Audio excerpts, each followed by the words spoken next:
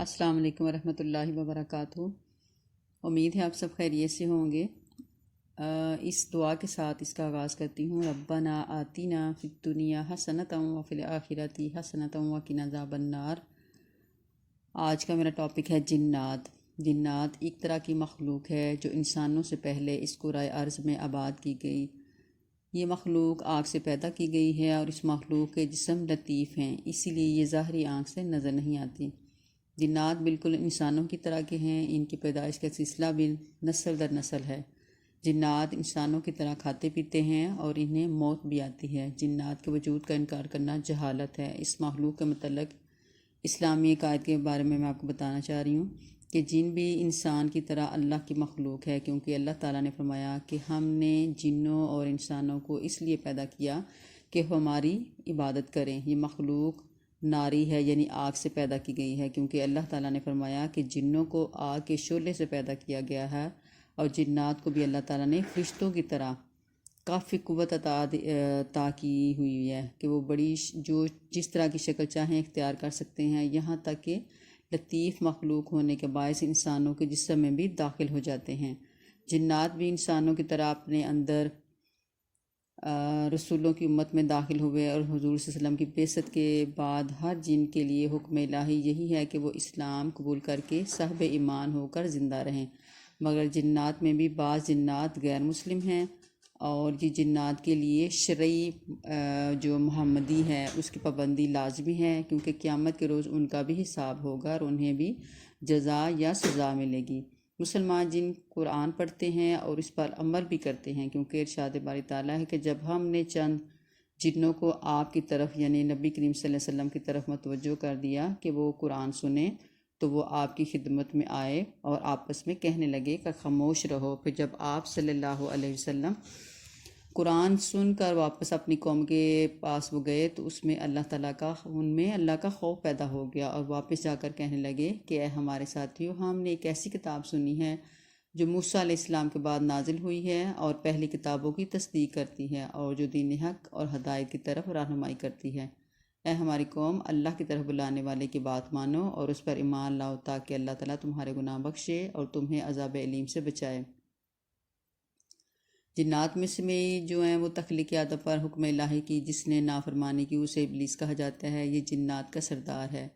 اس نے عبادت اور اطاعت کرنے کی بنا پر یہ قربت الہی حاصل کی، مگر حضرت آدم علیہ السلام کو سجدہ کرنے سے انکار کیا، جس سے اللہ تعالیٰ کے حکم کی نافرمانی کی اس نے، اور وہ ہمیشہ کے لیے اللہ تعالیٰ کے حضور مردود ہو گیا۔ اس نے قیامت تک کے لیے اللہ تعالیٰ سے مہلت حاصل کی اور انسانوں کو راہ حق سے گمراہ کرنے کی برائی اپنے ذمہ لے لی۔ چونکہ وہ انسان کا دشمن ہے، اس لیے اسے شیطان کہا جاتا ہے۔ جنوں سے جو جن شرارتی اور برائی کرتے ہیں، جو شرارتی ہیں اور جو برائی کرتے ہیں، وہ بھی شیطان کے ساتھی ہیں، اس لیے تمام برے جنوں کے گروہ کو شیاطین کہا جاتا ہے۔ شیاطین نے انبیاء اور نیک لوگوں کی مخالفت کی اور قیامت تک کرتے رہیں گے، مگر جو اللہ کے بندے ہوں گے انہیں گمراہ نہیں کر سکیں گے۔ شیاطین انسانوں کو بہکانے کے لیے ایک حربہ استعمال کرتے ہیں کہ وہ بعض غیب کی خبریں لانے کے لیے آسمان کی طرف جاتے ہیں، تاکہ وہاں کے فرشتوں سے آنے والے وقت کی تمام باتیں سن لیں اور پھر انہیں انسانوں میں لا کر پھیلا کر اپنا سکہ جمائیں، اور وہ پوشیدہ باتوں کو بھی جانتے ہیں۔ اس طرح وہ انسانوں کو جھوٹے فریب میں مبتلا کر کے بہکانے میں کامیاب ہو جاتے ہیں اور انسانوں کے دلوں میں وسوسے ڈال کر راہ ہدایت سے گمراہ کر دیتے ہیں۔ اللہ تعالیٰ نے ایسے شیاطین سے پناہ مانگنے کی بے حد تاکید کی کہ شیاطین کے حربے اور فریب ناکام ہو جائیں اور اللہ کے بندے ہمیشہ اللہ کی پناہ میں رہیں۔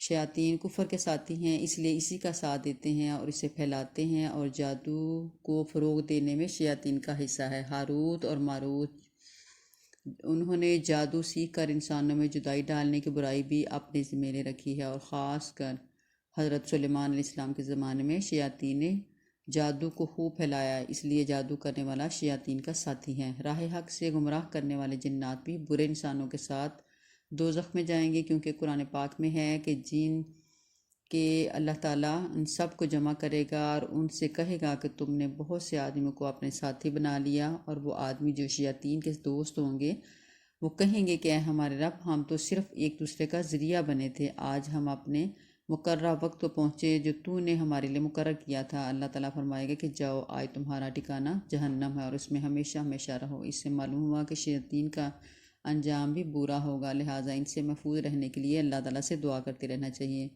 جن شیاطین کے وجود کا انکار کرنا اسلام اور اسلام کے منافی ہے، اس کے ایمان کے منافی ہے، کیونکہ بعض لوگ عقیدہ یہ رکھتے ہیں کہ جنات کچھ نہیں بلکہ انسانی ذہن کا گمان ہے۔ ایسے ہی بعض لوگ انسان کے اندر چھپی ہوئی برائی کو قوت جان کر قرار دیتے ہیں کہ اس کے اندر جن ہیں، اور یہ کہتے ہیں کہ جنات کا کوئی خارجی وجود نہیں۔ اسی طرح تمام باتیں اللہ تعالیٰ کے کلام یعنی قرآن مجید کے عقائد کے برعکس ہیں، اور یہ سب کفر کی باتیں ہیں، کیونکہ جنات کا ہونا قرآن سے ثابت ہے، اس لیے جنات کو تسلیم نہ کرنا قرآن کی نفی ہے، جس سے کفر کا اظہار ہوتا ہے۔